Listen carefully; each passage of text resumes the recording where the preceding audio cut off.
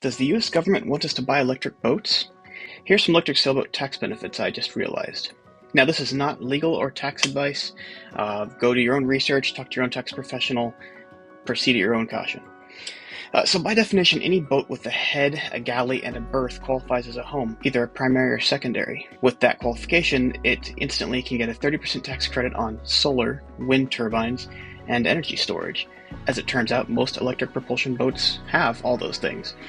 30% back on all of them, including, a nearly 30 kilowatt hour battery pack on like a HopYacht 30. That's going to be a substantial savings. And it's not just the batteries, the solar panels themselves, it's the inverters, the charge controllers, install costs, wiring, everything combined. You get 30% back on that.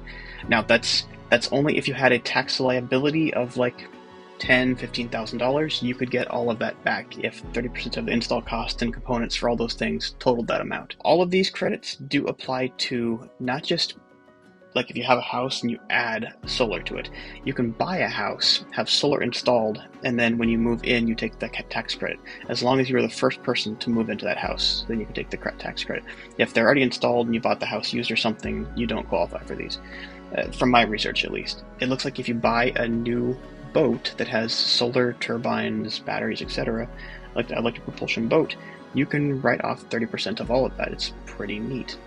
Now, of course, if you finance the boat, you also can write off the interest because it's a second house loan, basically. You could get more creative. You could claim that the motors and the propellers were hydrogeneration, which technically under sail, you create power. And there is a tax credit for hydrogeneration even on small residential projects. So you could make an argument that you can write off 30% or get a tax credit on 30% of, like, again, on the HopYacht 30, both of the e-propulsion motors. That might be a stretch, but I think some other benefits that you could do would be like it has an induction stove. There's up to $840 you can get as a tax credit for having energy efficient cooking appliances like an induction stove. So, you can find out what that stove costs and take 30% of that off your tax liability. I'm not sure the water heater really qualifies. I think you have to have like a heat pump kind of, some kind of fancy high-tech thing. I think it's just a simple induction water heater on a HopYacht. But I'm going to find that out, and I want to find out what the exact components are and install costs of each of these things, and see what I can do about reducing the cost of getting a HopYacht. It's not going to make the boat, free or save you $100,000 on it, but, if it can be $10,000 cheaper or $15,000 cheaper maybe, every little bit helps, especially with something that pricey. But, it seems like Uncle Sam really does want us to buy energy-efficient solar, electric sailboats and powerboats.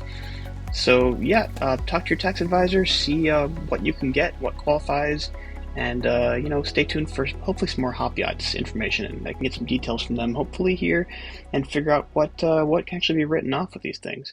What is that? Is that a new lamp? Yeah, I'm thinking of bringing homeware into the store, so that's a write-off. That's a write-off? Yeah. Do you even know what a write-off is? Yeah. It's when you buy something for your business and the government pays you back for it. Oh, and who pays for it? Nobody. You write it off.